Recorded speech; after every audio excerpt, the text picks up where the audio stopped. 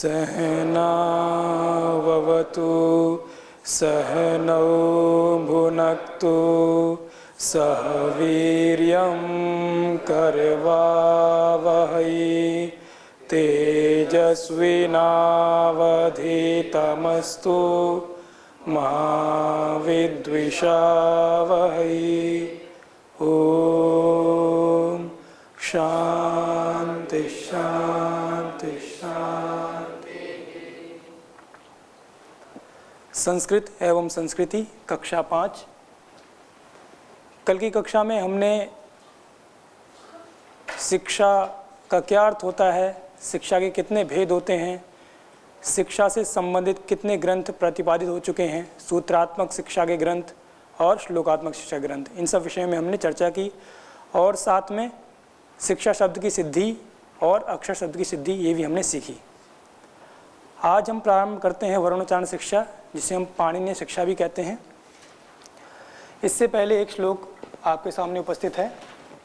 यथा व्याघ्रीहरेत् पुत्रान् तंष्ट्राभिर्ना च पीडयेत् भीता पतन भेदाभ्याम तद्वद वर्णान प्रयोजयेत्। याज्ञवल्क्य की शिक्षा का सूत्र है, श्लोक है। बहुत ही सुंदर वर्णन दिया गया है कि किस प्रकार से एक वक्ता को या एक विद्यार्थी को वर्णों का उच्चारण करना चाहिए। जिस प्रकार से यथा व्याघ्री हरेत पुत्रान, जिस प्रकार से एक शेरनी होती है ना, शेरनी अपने नवजात शिशु को किस प्रकार से पकड़ती है, जिसकी कोमल खाल होती है, कोमल चर्म होता है, उस बच्चे को कैसे पकड़ती है? दंष्ट्राभिर्ना च पीडयेत्, वो इस प्रकार से पकड़ती है अपने तीक्ष्ण दांतों से, ताकि उसके जो दांत हैं ना वो उसमें लग भी ना जाएं, उससे उसका अंग भंग ना हो जाए, उसकी खाल कट ना जाए कहीं पर भी। इस प्रकार से बड़ी कोमलता से अपने तीक्ष्ण दांतों से शेरनी अपने बच्चे को यहाँ से वहाँ ले जाती है। यथा व्याघ्री हरेत पुत्रान, अपने पुत्रों को एक स्थान से दूसरे स्थान पर हरेत माने ले जाती है। दंष्ट्राभिर्ना च पीडयेत्, और अपने दांतों से इसको कोई भी पीड़ा नहीं पहुंचाती। इसी प्रकार से, और कारण क्या बताया? भीता पतन भेदाभ्याम, क्योंकि उसे क्या भय रहता है कि यदि मैं कोमलता से पकड़ूंगी तो मेरा बच्चा क्या हो जाएगा? गिर जाएगा। तो उसे एक तो भय रहता है पतन का, कि यदि मैं हल्के से पकड़ती हूँ तो गिर जाएगा वो। और भेदाभ्याम, और भेद अर्थात भिद जाना, और यदि वो थोड़ी कठोरता से पकड़ लेगी तो उसके दांत जो हैं, तीक्ष्ण दांत, अपने बच्चे की खाल में क्या हो जाएंगे? भिद जाएंगे, और उसका क्या हो जाएगा? अंग भंग हो जाएगा। इसीलिए शेरनी क्या होती है, ना तो अत्यधिक कोमलता से और ना तो अत्यधिक कठोरता से अपने बच्चे को क्या करती है? दांतों से पकड़कर एक स्थान से दूसरे स्थान पर ले जाती है। इसी प्रकार से तद्वद वर्णान प्रयोजयेत्, इसी प्रकार से विद्यार्थी अथवा एक वक्ता का कर्तव्य है कि वो वर्णों का उसी प्रकार से उच्चारण करे, ना तो अत्यधिक कोमलता बरते और ना ही अत्यधिक कठोरता। समरसता से, समानता से, समत्व से वर्णों का, उसकी मात्रा, उसका प्रयत्न, उसका बल को ध्यान में रखते हुए वर्णों का यथावत उच्चारण करें। तो आइए हम प्रारंभ करते हैं वर्णोच्चारण शिक्षा, जिसे पाणिनीय शिक्षा भी कहा जाता है, जिसका स्वयं महर्षि दयानंद जी ने जिसका व्याख्यान किया है। पहला श्लोक हमने कल भी चिंतन किया था, दोबारा हम कर सकते हैं। अक्षरम नक्षरम वेद्यात् अश्नोतेर्वा सरोक्षरम वर्णम वाहु पूर्वसूत्रे किमर्थम उपदिश्यते। आचार्य कहते हैं अक्षरम नक्षरम विद्यात्, जो अक्षर है, जो हम प्रयोग करते हैं, वो कैसा है? नक्षर है, कभी भी क्षय को ना प्राप्त होने वाला, क्षय रहित है। अश्नोतेर्वा सरोक्षरम, हमने कल बताया था आपको कि अस धातु कहाँ पर है? धातु पाठ में स्वादिगण में है, और उससे शरण प्रत्यय करके क्या सूत्र है? अशेह शरण, उणादि कोश में सर प्रत्यय करके अक्षर, यह शब्द संपादित होता है। ठीक है। वर्णम वाहु पूर्व सूत्रे, जिसको पूर्व सूत्र में, जिस अक्षर को पूर्व सूत्रों में पूर्व आचार्यों ने क्या संज्ञा दी है? वर्ण की। किमर्थम उपदिश्यते, उसका उपदेश किस प्रयोजन से कर रहे हैं, क्या कारण है इसका उपदेश यहाँ पर किया जा रहा है? तो उसका उत्तर देते हैं, वर्ण ज्ञानम वाग विषयो यत्र चा ब्रह्म वर्तते तदर्थम इष्ट बुद्ध्यर्थम लघ्वर्थम चोपदिश्यते। बहुत ही सुंदर बात कही है कि वर्ण का ज्ञान, वर्ण ज्ञानम, वर्ण नाम ज्ञानम, वर्ण ज्ञानम क्या समास है यहाँ पर? षष्ठी तत्पुरुष समास। वर्ण नाम ज्ञानम वर्ण ज्ञानम। वाग विषयः, ये जो वर्णों का ज्ञान है वो किसका विषय है? वाग का विषय। वाग अर्थात वाणी का विषय है। ये वर्णों का ज्ञान करना हमारे चक्षुर इंद्रिय का विषय नहीं है, ना कि हमारी त्वचा इंद्रिय का विषय है। ये किसका विषय है? वाग का विषय है। कई लोग ऐसे समझते हैं कि हमने अक्षर विन्यास सीख लिया, अक्षरों को यथावत लिखना सीख लिया तो हमें वर्णों का ज्ञान हो गया। नहीं, जब तक आपको वर्ण को अच्छी प्रकार से बोलना नहीं आया तब तक आपको वर्णों का ज्ञान नहीं हुआ, क्योंकि वर्ण ज्ञान क्या है? वाणी का विषय है। वाग विषयः वर्ण ज्ञानम, ऐसा कह रहे हैं। और यत्र च ब्रह्म वर्तते, ब्रह्म के दो अर्थ होते हैं। ब्रह्म का अर्थ होता है निराकार परमेश्वर, और एक ब्रह्म का क्या अर्थ होता है? वेद। यत्र च ब्रह्म वर्तते, यत्र कुत्र? यत्र वाण्याम ब्रह्म वर्तते, जिस वाणी के द्वारा ब्रह्म अर्थात वेद की क्या होती है? अभिव्यक्ति होती है। वाणी के द्वारा ही तो हम वेद को कह पाते हैं। वेदों में जो यथार्थ ज्ञान है, वेदों में जो मंत्र हैं, वेदों में जो छंद हैं, उनकी अभिव्यक्ति किसके द्वारा होती है? मनुष्य की वाणी के द्वारा। तो ये कह रहे हैं वर्ण ज्ञानम वाग विषयः यत्र च ब्रह्म वर्तते, वर्णों का जो यथावत ज्ञान है वो क्या है? वाणी का विषय है। और जहाँ ब्रह्म उपलब्ध होता है, जहाँ से ब्रह्म की, वेदों की क्या होती है? अभिव्यक्ति होती है। तदर्थम, इसलिए, और इष्ट बुद्ध्यर्थम, और इन वेदों के ज्ञान से हमारी क्या हो जाए? अभीष्ट बुद्धि, यथार्थ बुद्धि उत्पन्न हो जाए। इसलिए लघुवर्थम चोपदिश्यते, और स्वल्प काल में ही, स्वल्प प्रयत्न से ही हमें महालाभ हो जाए, बड़ा ज्ञान हो जाए। इस कारण से हम अत्र चोपदिश्यते, यहाँ पर हम इन वर्णों का उपदेश कर रहे हैं, उपदेश करना चाहते हैं। ठीक है। फिर आए कह रहे हैं सोयम अक्षर समामनायो वाक् समामनायः, वह जो ये अक्षर समामनाय है, समामनाय का अर्थ होता है सम्यक अभ्यास, आमनाय अर्थात अभ्यास। मनाभ्यास धातु है ना, तो मनाभ्यास से मना से बना है आमनाय, आंग पूर्वक मना धातु से आमनाय बनाया, और सम उपसर्ग है तो समामनाय अर्थात सम्यक अभ्यास। अक्षरों का, वर्णों का सम्यक अभ्यास ही क्या है? वाक् समामनाय है, अर्थात अक्षरों का अच्छे प्रकार से अभ्यास करना ही क्या है? वाणी का अभ्यास करना है ना। सीधी सीधी बात है, सबको स्पष्ट समझ में आती है। यदि आप वर्णों को यथा मात्रा, यथा स्थान, यथा प्रयत्न से यदि आप उनका उच्चारण कर रहे हैं तो सीधा सीधा आप क्या कर रहे हैं? अपनी वाणी का ही अभ्यास कर रहे हैं, वाणी का ही समामनाय है ये। इसलिए बिल्कुल स्पष्ट कह दिया अक्षर समामनायो वाक् समामनायः। और जो यह पुष्पितः फलितः चंद्र तारकवत् प्रतिमंडितो वेदितव्यो ब्रह्मराशि ही, और जो इसके द्वारा पुष्पित फलित चंद्र तारकवत् प्रतिमंडित ब्रह्म राशि को जान लेता है। ब्रह्म राशि अर्थात वेद राशि। वेद राशि किस प्रकार की है? पुष्पित, पुष्पित फलित, फलितश्च, जो पुष्पों से और फलों से क्या है? सुशोभित है। जिस प्रकार से पुष्पों की सुंदरता होती है और फलों की क्या होती है? मधुरता होती है। उसी प्रकार से ब्रह्म राशि का ज्ञान भी कैसा है? सौंदर्य से आप्लावित है और मधुरता से भी परिपूर्ण है। चंद्र तारकवत् प्रतिमंडितो, और जिस प्रकार से आकाश चंद्र और तारों से क्या होता है? प्रतिमंडित, अलंकृत होता है। इसी प्रकार से ब्रह्म राशि भी कैसी है? सुशोभित हो रही है ना, सौंदर्य से परिपूर्ण हो रही है। जिस प्रकार से आकाश चांद और सितारों से क्या हो रहा है? सुशोभित हो रहा है, अलंकृत हो रहा है। वेदितव्य ब्रह्म राशि, इस ब्रह्म राशि को, इस वेद राशि को, इस वेद ज्ञान को क्या करना चाहिए? सबको जानना चाहिए। और इसका क्या फल बताया? आगे बता रहे हैं सर्व वेद पुण्य फलावाप्तिश्चास्य ज्ञाने भवति। और इस ब्रह्म राशि के ज्ञान से, इन वेद राशि के ज्ञान से क्या होता है? सर्व वेद पुण्य फला अवाप्ति, सारे वेदों का जो पुण्य फल है उसकी क्या होती है? अवाप्ति हो जाती है, प्राप्ति हो जाती है ना। चारों वेदों का जो, चारों वेदों के अध्ययन और अध्यापन का श्रवण श्रावण से जो हमें पुण्य प्राप्त होता है, वह पुण्य किससे प्राप्त हो जाता है? इस अक्षर समामनाय, इस वाक् समामनाय के अभ्यास से। सर्व वेद पुण्य फलावाप्तिश्चास्य ज्ञाने भवति, इसके ज्ञान से क्या होता है? इस अक्षर समामनाय के, इस वाक् समामनाय के ज्ञान से क्या होता है? चारों वेदों का जो पुण्य फल है, जो भी शास्त्र में चारों वेदों के अध्ययन अध्यापन का जो पुण्य फल कहा गया है, वो इस अक्षर समामनाय के, वाक् समामनाय के अभ्यास में सहजता से, सरलता से प्राप्त हो जाता है ना।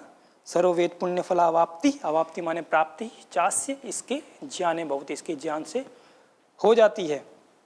महर्षि दयानंद जी ने इसके विषय में खूब अच्छा लिखा है, उसको भी हम देख सकते हैं एक बार। सो यह अक्षरों का अच्छे प्रकार कथन वाक् समामनाय है, अर्थात अपने शब्द रूपी पुष्प फलों से युक्त चंद्र और ताराओं के समान सुशोभित आकाश में स्थित राशि शब्दों का समुदाय ब्रह्म राशि जानने योग्य है और इसके यथार्थ ज्ञान में संपूर्ण वेदों का फल प्राप्त होता है।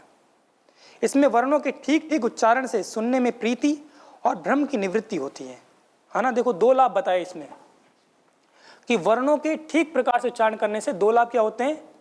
एक तो सुनने वाले श्रोता को क्या होती है, सुनने में प्रीति होती है, और क्या होती है, ब्रह्म की भी निवृत्ति हो जाती है। यदि आप एक एक वर्ण का सुष्ठु उच्चारण करते हैं तो उसको कोई भ्रम नहीं रहता और साथ में उसको प्रीति की अनुभूति भी होती है ना। इसलिए यह वर्णोच्चारण विद्या अवश्य जाननी चाहिए। इसलिए सभी विद्यार्थियों का यह कर्तव्य है कि इस वर्णोच्चारण शिक्षा को सर्वप्रथम जानें। इसलिए हमने आपको कल भी बताया था कि यह शिक्षा जो ग्रंथ है, शिक्षा शास्त्र है, वो बहुत छोटा शास्त्र है, लेकिन इसकी महत्वपूर्णता को देखते हुए, इसकी आवश्यकता को जानते हुए हमारे ऋषियों ने क्या किया, वेदांगों में से सर्वप्रथम स्थान दिया। वेदांग कौन कौन से हैं? शिक्षा, कल्प, व्याकरण, निरुक्त, छंद और ज्योतिष, है ना। ये जो शिक्षा शास्त्र है वो सभी वेदांगों क्या है, सहायक शास्त्र है, सबका उपकारक शास्त्र है। इसलिए हमारे ऋषि मुनियों ने इसको वेदांगों में सर्वप्रथम स्थान दिया। अगला प्रश्न ये करते हैं, वर्णों का रूप कैसे प्रकट होता है। ये भी हमें जानना चाहिए कि जो हम अपनी वाणी से जो वर्ण की अभिव्यक्ति करते हैं, वर्णों का उच्चारण करते हैं, वो वास्तविकता से कैसे बनता है ना। जैसे हमें पता है कि एक घट कैसे बनता है, एक मकान कैसे बनता है ना, एक चटाई कैसे बनती है, उस प्रकार से जो हम वर्णों का उच्चारण करते हैं वो किस प्रकार से बनते हैं, किस प्रकार से उनका उच्चारण होता है, क्या उसकी उत्पत्ति स्थान है, वो समय में जानना चाहिए। तो बहुत ही अच्छा इन्होंने बताया, आकाश वायु प्रभवः शरीरात् समुच्चरन् वक्त्रमुपैति नादः स्थानान्तरेषु प्रविभज्यमानो वर्णत्वमागच्छति यः सशब्दः। आकाश वायु प्रभवः, ये शब्द कैसा है, आकाश और वायु के संयोग से उत्पन्न होने वाला है। आकाशश्च वायुश्च आकाश वायु, आकाश वायु प्रभवः अस्ति यस्य स आकाश वायु प्रभवः कः शब्दः। आकाश वायु प्रभवः शरीरात् समुच्चरन् वक्त्रम् उपैति, शरीर से यहाँ क्या ले रहे हैं, नाभि प्रदेश से, है ना। जब आकाश और वायु का संयोग से प्राण ऊपर की ओर, माने नाभि प्रदेश से ऊपर की ओर उड़ता हुआ समुच्चरण, उत्क्रामन, समुत्क्रामन, वक्त्रम उपैति, जो हमारे मुख को प्राप्त होता है, मुख प्रदेश को प्राप्त होता है, तो उसे क्या कहते हैं, नाद कहते हैं। इसमें दो चीज़ें आपको स्पष्ट पता लगेंगी, एक तो इन्होंने बताया नाद और एक बताया शब्द। इसमें बहुत ही माइन्यूट एक अंतर है, बहुत ही छोटा सा भेद है। नाद हम कहते हैं अव्यक्त ध्वनि को, ठीक है, और शब्द का अभिप्राय होता है व्यक्त ध्वनि, है ना। जब हमारे नाभि प्रदेश से प्राण ऊपर की ओर उत्क्रामन करता है, उठता है, और जब तक वह अव्यक्त रहता है तब तक उसकी क्या संज्ञा होती है, नाद। और जब वो कंठ आदि प्रदेश में जाकर के भिन्न भिन्न स्थानों से टकराकर एक व्यक्त ध्वनि को जब वो प्रकाशित करता है, अभिव्यक्त करता है, प्रकट करता है, तो उसका क्या नाम हो जाता है, शब्द अथवा वर्ण, ठीक है ना। तो आकाश वायु प्रभव, आकाश और वायु के संयोग से, सम्मेलन से जो उत्पन्न होता है। शरीरात् समुच्चरन् वक्त्रमुपैति, और शरीर अर्थात नाभि प्रदेश से ऊपर की ओर उठता हुआ उत्क्रामन, वक्त्रमुपैति, वक्त्र किसको कहते हैं, मुख को, वक्त्रमुपैति वक्त को प्राप्त करता है। तो वह क्या होता है, वक्त्रमुपैति नादः, तो वह किसका रूप धारण कर लेता है, नाद का रूप धारण कर लेता है। और स्थानांतरेषु प्रविभज्यमानो, और जब वो कंठ आदि भिन्न भिन्न स्थानों में सम्यक रूप से प्रविभक्त होता है, अर्थात पृथक कर्ण को प्राप्त होता है, तो वो क्या होता है, वर्णत्वमागच्छति, तो वो एक वर्ण रूपता को प्राप्त होता है ना। जैसे कि आगे आपको बताए जाएंगे कि कवर्ग के, चवर्ग के, टवर्ग के, तावर्ग, पावर्ग, इनके क्या क्या उच्चारण स्थान है ना। इसी प्रकार से जो भी हमारे स्वर हैं, व्यंजन हैं, अंतस्थ वर्ण है, ऊष्म वर्ण है, अयोगवा आदि आदि, इन सबके उच्चारण स्थान बताए जाएंगे। तो वही ये बात कह रहे हैं कि स्थानांतरेषु, भिन्न भिन्न स्थानों में, प्रविभज्यमानो, प्रकृष्ट रूप से विभक्त होता हुआ वो नाद वर्णत्वमागच्छति, वर्ण रूपता को क्या करता है, प्राप्त कर लेता है। और यह सा शब्द, और उसी को हम क्या कहते हैं, शब्द कहते हैं। फिर आगे बताते हैं, आत्मा बुद्ध्या समेत्यर्थान मनो युंक्ते विवक्षया मनः कायाग्निमाहन्ति सा प्रेरयति मारुतम।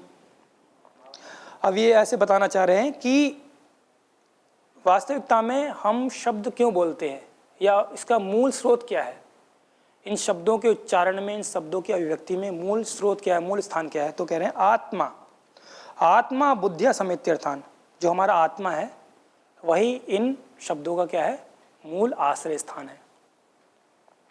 आत्मा से ही शब्द की उत्पत्ति होती है और आत्मा से ही शब्दों का ज्ञान होता है ना।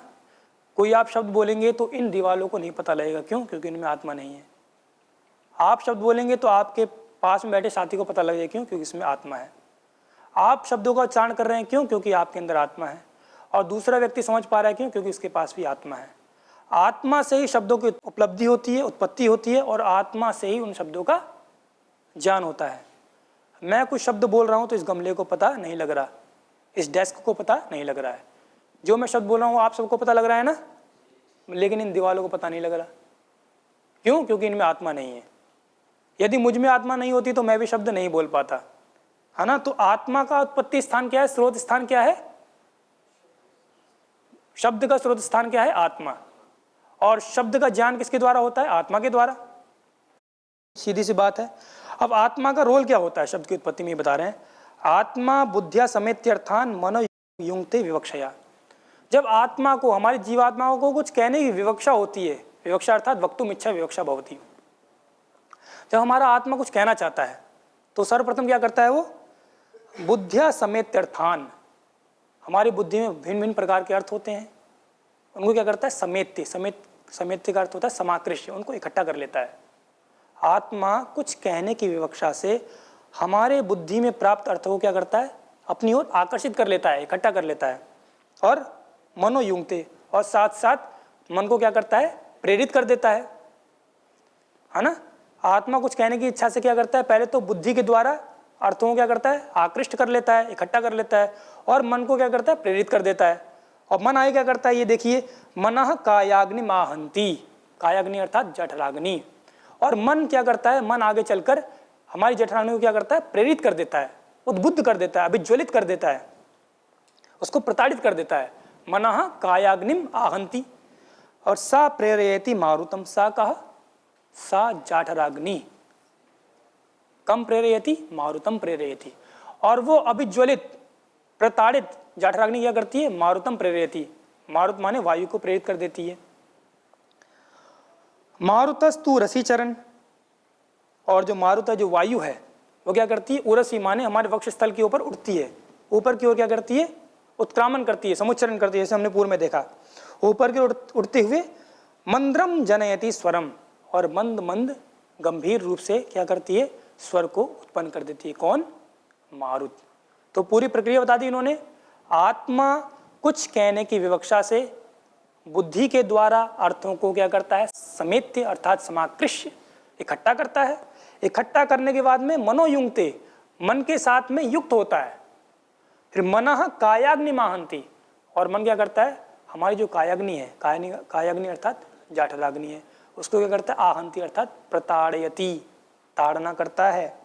सा प्रेरयति मारुतम, और वह जाठराग्नि किसको प्रेरित करती है, वायु को प्रेरित करती है। मारुतस्तु उरसी चरण, और वह जो मारुत अर्थात जो वायु है, वो उरसी चरण अर्थात हमारे ऊपर की ओर, वक्षस्थल की ओर उठता हुआ मंदम जनयति स्वरम, वो मंद मंद गंभीर स्वर को क्या कर देता है, उत्पन्न कर देता है, अभिव्यक्त कर देता है। ठीक है, स्पष्ट है आपको। फिर आगे बता रहे हैं, प्रश्न करते हैं, शब्द का स्वरूप कैसा है, किस फल को प्राप्त करता है और किन पुष्पों से सेवित है।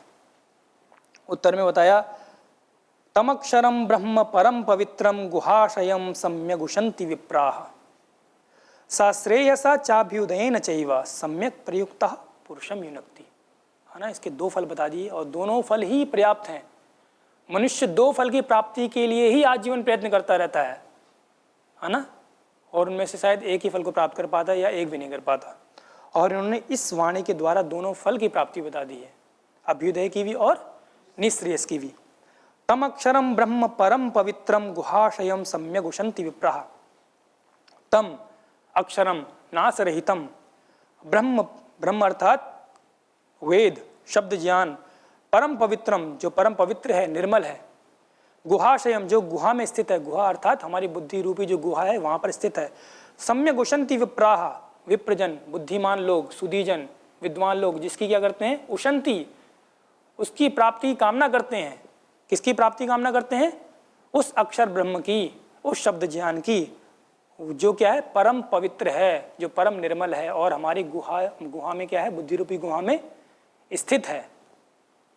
सश्रेयसा चाभ्युदयेन चैव, और वह जो शब्द है हमको क्या करता है, पुरुष को क्या करता है, श्रेयसा, श्रेयस अर्थात निश्रेयस के द्वारा। निश्रेयस का क्या तात्पर्य होता है?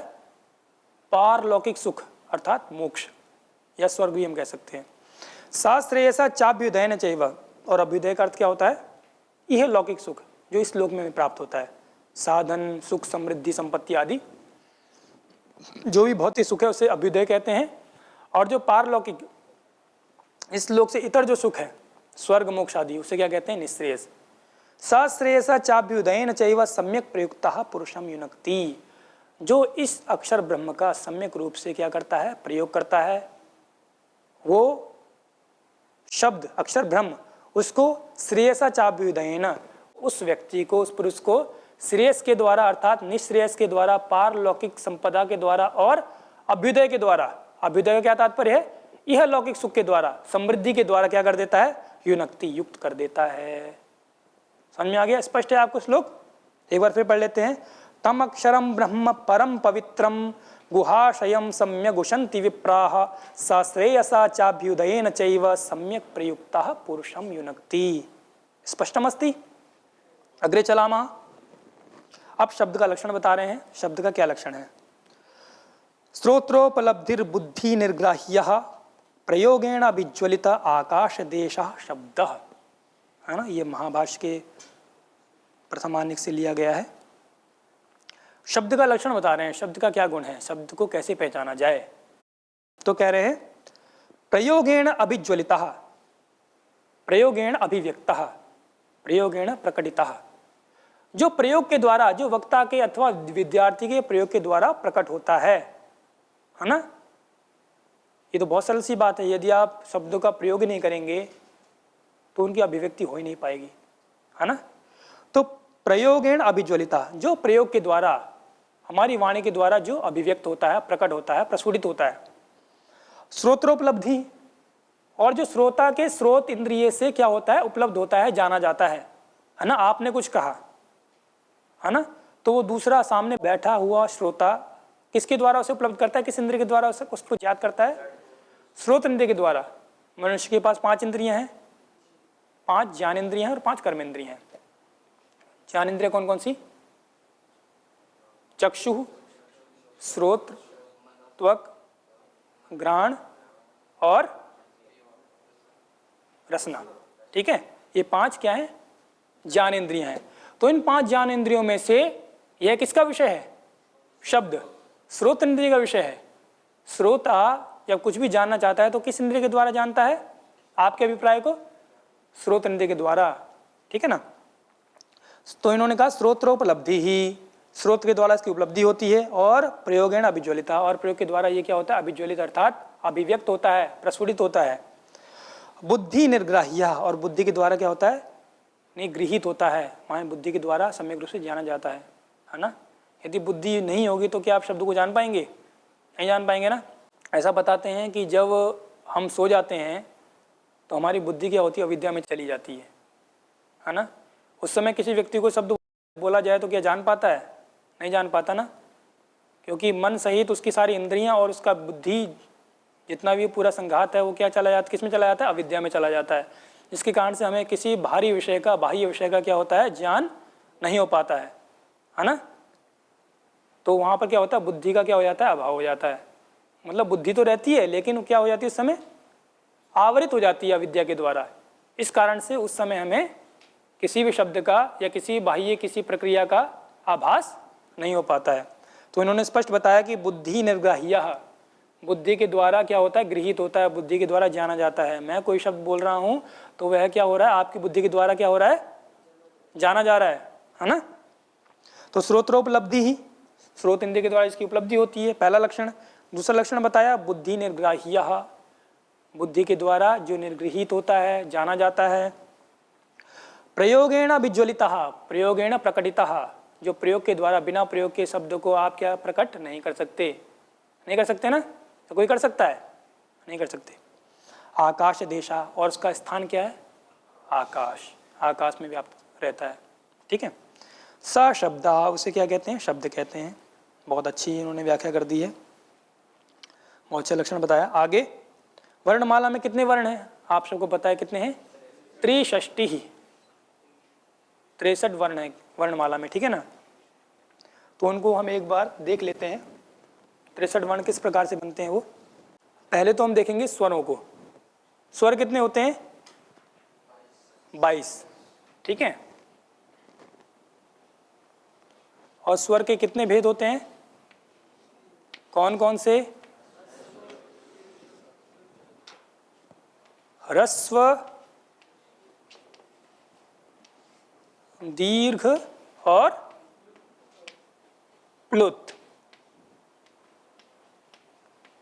ठीक है। इनको एक और नाम से जानते हैं, ह्रस्व अर्थात एक मात्रिक, दीर्घ अर्थात द्विमात्रिक, प्लुत त्रिमात्रिक, ठीक है ना। ह्रस्व स्वर में कौन कौन से वर्ण आते हैं, अ, ई, उ, री और री, ठीक है। दीर्घ कहने से आ, ई, उ, री, और री का दीर्घ नहीं होता। इसके बाद में ए, आई, ओ और औ, ठीक है। अब प्लुत स्वर देख लीजिए, ठीक है, त्रिमात्रिक हो जाएंगे, है ना। फिर ई, उ, री, री, ए, आई, ओ और औ, ठीक है। तो ये क्या हो गया, प्लुत हो गया, प्लुत अर्थात त्रिमात्रिक। अब इसके बाद में व्यंजनों का भेद है, इसको लिख लीजिए आप। व्यंजन कितने प्रकार के होते हैं, इससे शेष जितने भी हैं सब व्यंजन हैं। कु, चू, टू, तू, पू, ये 25 हो गए। फिर 4 अंतस्थ, 4 ऊष्म और 8 अयोग्वाह, ठीक है ना।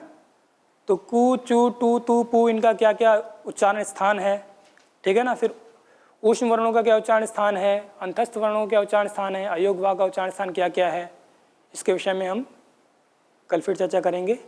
शांति पाठ करते हैं। ओम शांति शांति शांति।